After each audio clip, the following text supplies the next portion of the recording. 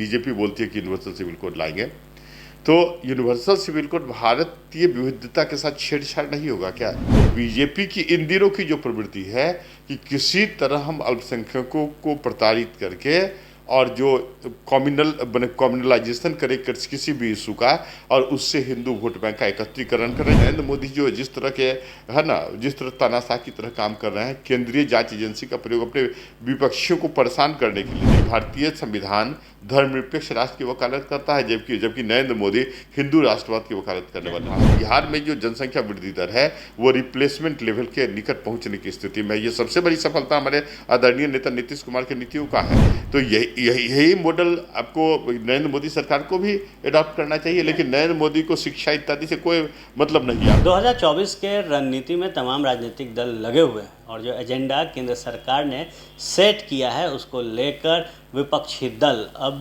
केंद्र सरकार के खिलाफ रणनीति के साथ साथ जो आगाज़ और बिगुल है 24 के रन के लिए उनके रणनीतियों में लगे हुए हैं।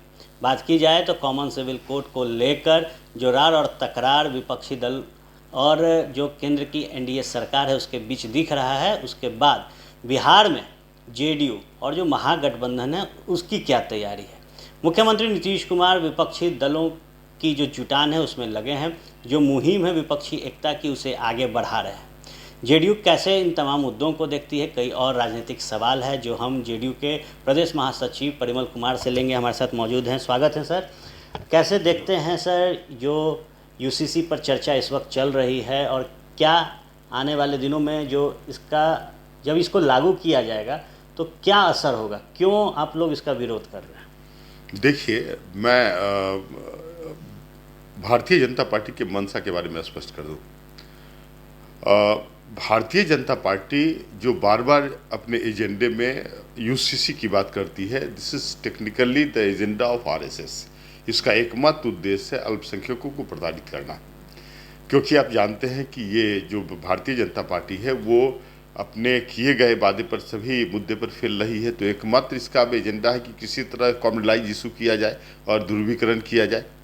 तो यूसीसी का रेलिवेंस क्या है इसको समझना होगा, और क्या यह भारत जैसे राष्ट्र के लिए ये प्रभावी हो सकता है या इफेक्टिव हो सकता है, या इसके लीगलिटी क्या है, ये भी आप समझें। कि देखिए, जैसे क्रिमिनल जो मामले होते हैं उसके लिए आईपीसी और सीआरपीसी प्रोविज़न है, लेकिन marriage, divorce, succession, inheritance and adoption ऐसे मुद्दे हैं जिस पर अलग अलग रिलीजियस कम्युनिटी के लिए अलग अलग कानून है, जिसको पर्सनल लॉ के नाम से जाना जाता है। और ये कानून उस धर्म विशेष के परंपराओं, रीतियों और मान्यताओं पर आधारित है, और ये काफ़ी प्रभाव। और देखिए, भारत जो है ये धार्मिक विविधता का राष्ट्र है, और भारत में धार्मिक स्वतंत्रता के भी अधिकार प्रदान किए गए हैं आर्टिकल 25 to 28, ओके, जो फंडामेंटल राइट है। यदि मान लीजिए कि हम यूनिवर्सल सिविल कोड, बीजेपी बोलती है कि यूनिवर्सल सिविल कोड लाएंगे, तो यूनिवर्सल सिविल कोड भारतीय विविधता के साथ छेड़छाड़ नहीं होगा क्या? भारत के संविधान के द्वारा जो प्रदत्त जो धार्मिक स्वतंत्रता का अधिकार है उसके साथ छेड़छाड़ नहीं होगा क्या? कैसे आप एक कानून बना सकते हैं? जैसे देखिए, कई धर्म विशेष में शिक्षा के स्तर काफ़ी नीचे हैं, राइट, असमानता, आर्थिक असमानता। तो सुप्रीम कोर्ट ने भी कई वर्डिक्ट में ये कहा था कि how you can equate unequals equally. तो असमान व्यक्तियों के लिए समान कानून आप कैसे बना सकते हैं? ये तो भारतीय विविधता के साथ छेड़छाड़ करना होगा, धार्मिक जो सेंटिमेंट्स है उसको टच करना होगा। बेहतर है कि हम लोग शिक्षा का संवर्धन करें, क्योंकि मान लीजिए कि यदि किसी धर्म विशेष में कोई कुरीति है तो जैसे जैसे लोग शिक्षित होंगे उस तरह के जो कुरीतियाँ हैं आप स्वतः समाप्त होती चली जाएगी। बीजेपी ने तो ये साफ किया है ना सर कि अब तक जो भी हमने नियम कानून बनाए, कई चीज़ों में संशोधन किया, हर बार विपक्ष के नेता कहते हैं कि अल्पसंख्यकों के विरुद्ध जा रहा है, लेकिन क्या कहीं किसी राज्य में अल्पसंख्यक इसके विरोध में नजर आए? क्या हमने उनको हानि पहुंचाई, कोई अल्पसंख्यक कहता है? आप देखिए ना उत्तर प्रदेश की स्थिति, 95% बुलडोजर माइनॉरिटी पर चला। आपने देखा ना, मैं नाम नहीं लूँगा, मतलब किसी अपराधी को भी यदि आप उसके लिए पनिश करते हैं तो there is a set process of law. Article 21 कहता है कि no one shall be divide from life and personal liberty except through the law process established by the law. क्या वहाँ प्रोसेस अडॉप्ट किए जा रहे हैं? क्या वह जंगल राज की स्थिति है? वहाँ बुलडोजर राज है। देखिए, जो शासन है, ये जो भारतीय संविधान है, वो वेलफेयर स्टेट की वकालत करता है। आर्टिकल 38 कहता है कि India shall be welfare state. Welfare state का क्या तात्पर्य होता है? लोगों के शिक्षा को सुनिश्चित करना, किसानों के हितों को सुनिश्चित करना, महिला सशक्तिकरण को प्रभावी रूप से क्रियान्वित करना। मैंने सरकार का ये काम नहीं, ये दायित्व तो नहीं है कि आप पुलिस स्टेट की तरह व्यवहार करें। उत्तर प्रदेश में तो पुलिस स्टेट की व्यवहार करते हैं। और डिफरेंशियल ट्रीटमेंट, कितने लोगों को पर बुलडोजर चलाए गए आप स्वयं देख सकते हैं। तो बीजेपी की इन दिनों की जो प्रवृत्ति है कि किसी तरह हम अल्पसंख्यकों को प्रताड़ित करके और जो कम्युनलाइजेशन करे किसी भी इशू का, और उससे हिंदू वोट बैंक का एकत्रीकरण करें, जबकि भारतीय हिंदू भी मोस्टली धर्मनिरपेक्ष प्रकृति के लोग हैं। सवाल तो ये भी बनता कुछ है ना, मुट्ठी भर जो सांप्रदायिक लोग हैं वही पर्टिकुलरली बीजेपी का समर्थन कर रहे हैं। देखिए, पहले बड़ी बड़ी बात तो बीजेपी कर चुकी थी कि भाई ये करूंगा, प्रत्येक मोर्चे पर विफल है। 2014 से लेकर 2019 तक के डेटा को आप देखें, जो कार्यक्रम उसने चलाया उसकी प्रभाविता कितनी है। नमामि गंगे प्रोजेक्ट पूर्ण रूप से असफल। एनजीटी का रिपोर्ट है कि नमामि गंगे प्रोजेक्ट में गंगा जल के शुद्धिकरण में इतने करोड़ों रुपए खर्च किए गए, लेकिन गंगा जल के में बैक्टीरिया में वृद्धि हो रही है, ऑक्सीजन लेवल में कमी आ रही है। Make in India project objective था कि जो मैन्युफैक्चरिंग सेक्टर है उसमें ग्रोथ रेट 16% से 25% ले जाना, उसमें पूर्ण रूप से विफल रही। फिर लोगों को के आंखों में धूल झोंकने के लिए फिर सरकार ने 2025 तक इसके टारगेट को सुनिश्चित किया। तो नीति स्पष्ट है। और दूसरी बात कि नरेंद्र मोदी जो जिस तरह के है ना, जिस तरह तानाशाह की तरह काम कर रहे हैं, केंद्रीय जांच एजेंसी का प्रयोग अपने विपक्षियों को परेशान करने के लिए। देखिए, परेशान इसलिए मैं कह रहा हूँ कि जो अंतिम जो फैसला है वो तो कोर्ट का है, न्यायपालिका सर्वोच्च है। आप किसी पर अभियोग लगाते हैं, मान लीजिए, है ना, कुछ समय उनको परेशान ही आप कर सकते हैं। जैसे एक बहुत चौंकाने वाली बात मैं बतला दूं कि गृह मंत्रालय ने ईडी से संबंधित प्रतिवेदन जो भी जितने भी एक्शन लिए गए हाल में ही लोकसभा में पेश किया था। उसमें कहा गया था कि लगभग 5452 मामले में लगभग 22 लोगों पर को ही अभियुक्त साबित किए जा करके। स्पष्ट है कि प्रवृत्ति क्या है, किसी तरह फंसा दो। और दूसरी बात की दोहरा चाल चरित्र देखिए बीजेपी का कि कुछ समय पहले नरेंद्र मोदी ने कहा था कि एनसीपी के लोगों पर 70,000 करोड़ का भ्रष्टाचार का मामला चल रहा है, और कुछ ही दिन के बाद उन्होंने उनको एनडीए में शामिल कर दिया। तो जैसे देखिए, हमारी जनता दल यूनाइटेड जो हमारी सरकार है या हमारे आदरणीय नेता हैं, उनके सुशासन का आधार zero tolerance against crime, corruption and communalism रहा है।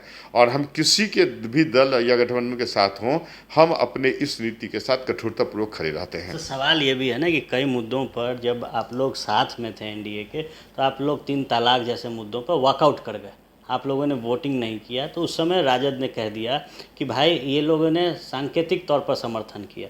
तो क्या अब विरोध, अब जो विपक्ष के लोग हैं वो सिर्फ विरोध करेंगे? देखिए, मैं आपको बतला दूं कि यदि किसी भी धर्म में, यदि हिंदू धर्म में भी कोई कुरीति है तो हम उसका अपोज करते हैं, हम उसका विरोध करते हैं, राइट।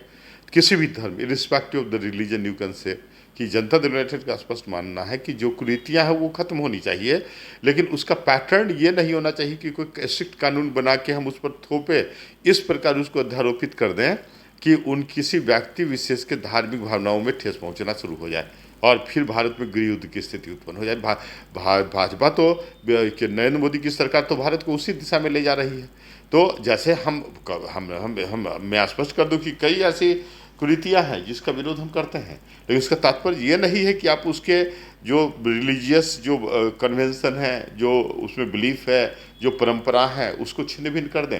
भारतीय संविधान इसकी इजाज़त भी नहीं देता। आप जानते ही हैं कि भारतीय संविधान धर्मनिरपेक्ष राष्ट्र की वकालत करता है, जबकि नरेंद्र मोदी हिंदू राष्ट्रवाद की वकालत करने वाले लोग हैं। यूसीसी पे आप लोगों ने अपना स्टैंड क्लियर कर दिया है। जो जनसंख्या नियंत्रण की बात हो रही है, नीतीश कुमार ने बिहार में जिस तरीके से जनसंख्या नियंत्रण पर अपनी बातों को रखा कि शिक्षित करना है, तो क्या बिहार और जो पूरा भारत देश है, यहाँ आपको लगता है कि जो एजुकेशन सिस्टम है उसके तहत आने वाले दिनों में जनसंख्या पर नियंत्रण किया जा सकता है? देखिए, मैं आपको बतला दूं, भारतीय जनता पार्टी बार बार ये बोलती है कि नई जनसंख्या नीति लाएंगे। उद्देश्य क्या है, ऑब्जेक्टिव क्या है? ऑब्जेक्टिव है, देखिए, ऑब्जेक्टिव है कि माइनॉरिटी को प्रताड़ित करना, राइट, किसी धर्म विशेष के लोगों को प्रताड़ित करना, उसको टारगेट करके ये कर रही है। मैं बतला दूं बेहतर उपाय क्या है। कई नीतियां बनी, आप जानते हैं कि नेशनल पॉपुलेशन पॉलिसी पहले भी बनी थी, राइट, लेकिन उसके बावजूद भी भारत, है ना, जनसंख्या के मामले में नंबर 1 बनने की कगार पर है, आप जानते ही हैं। तो मात्र सिंबॉलिक पॉलिसी लाकर आप जनसंख्या को नियंत्रित नहीं कर सकते हैं। बेहतर यह है कि केंद्र सरकार हमारे बिहार के नीतीश सरकार के मॉडल को अडॉप्ट करे। जैसे उदाहरण के लिए मैं बता दूं कि बिहार महिला सशक्तिकरण का सबसे बेहतर प्रतिमान रहा है, और बिहार में बच्चियों के शिक्षा पर जिस तरह बल दिए गए है ना, लगातार आप देखिए कि लड़कियों के स्कूल के पार्टिसिपेशन में लगातार वृद्धि हो रही है।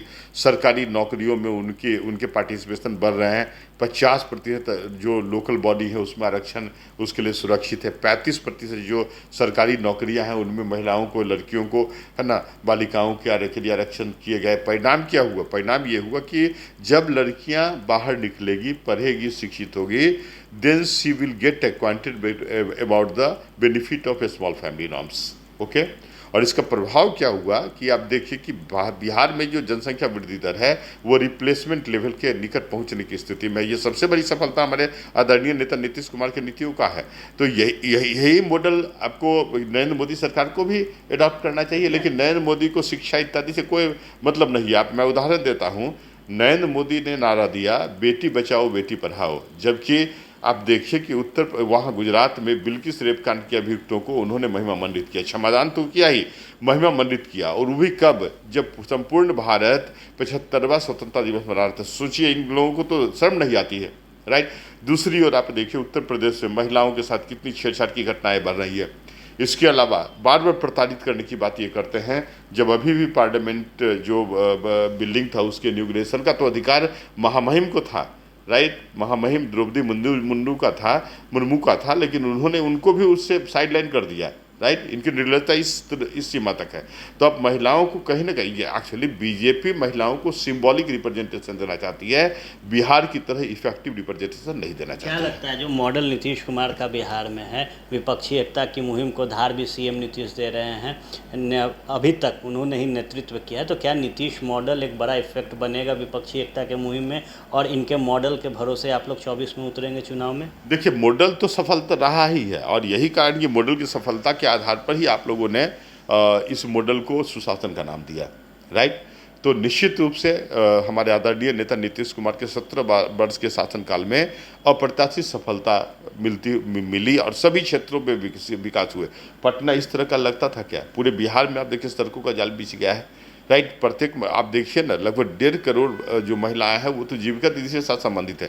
तो लगातार सरकार जो है उस दिशा में काम कर रही है, युवाओं को रोजगार प्रदान कर रही है, राइट। जो किसान है उसके हितों को सुरक्षित कर रही है। आप देखिए कि जब पूरे भारत में है ना शिक्षा, ये कृषि नीति के विरुद्ध जो है आंदोलन किसान कर रहे थे, बिहार में इसकी लपट भी नहीं पहुंच पाई। इसका कारण है कि हमारे आदरणीय नेता नीतीश कुमार ने दूरदर्शितापूर्वक पहले से ही समस्या का निराकरण कर दिया था। तो इस तरह के विजनरी व्यक्ति को तो निश्चित रूप से है ना, इनके जो नीतियां हैं, इनके सिद्धांत, इनकी विचारधारा है, जो इनके मॉडल्स हैं, उसको इम्प्लीमेंट करने की आवश्यकता है। इससे बेहतर होगा, भारत का बेहतर विकास होगा। यदि बिहार भारत का गुरु होगा तभी भारत विश्व गुरु बन सकता है, आप समझें, राइट। तानाशाही नीति से नहीं, ये जो सांप्रदायिक नीतियों को क्रियान्वित कर आप भारत को विश्व गुरु नहीं बना सकते हैं। कुछ छलावा आप दे सकते हैं, भ्रम की स्थिति उत्पन्न कर सकते हैं, जुमलेबाजी कर सकते हैं, लेकिन उसके इफेक्टिवनेस कितने हैं यह अपने आप प्रश्नवाचक चिन्ह है। ठीक है, बहुत बहुत धन्यवाद सर। देखिए, निश्चित तौर पर जो तमाम मुद्दे इस वक्त देश की सियासत में चल रहे हैं, चाहे वो यूनिवर्सल सिविल कोड हो, इसके साथ ही बात की जाए तो जो नीति है जनसंख्या नियंत्रण को लेकर केंद्र सरकार की, इन तमाम मुद्दों पर परिमल कुमार ने अपनी बातों को बेबाक रखा है। और निश्चित तौर पर जो विपक्षी एकता की मुहिम को धार सीएम नीतीश दे रहे हैं, उसमें अगर बिहार मॉडल को शामिल किया जा सकता है, नीतीश कुमार की नीतियों को रखा जाता है, तो निश्चित तौर पर भारत जो है वो बिहार को गुरु मानते हुए विश्व गुरु बनेगा, ना कि जो एजेंडे भारतीय जनता पार्टी देश के अंदर चला रहे हैं। कैमरा सहयोगी मोहम्मद रौशिद के साथ फर्स्ट बिहार के लिए आर्यन, पटना।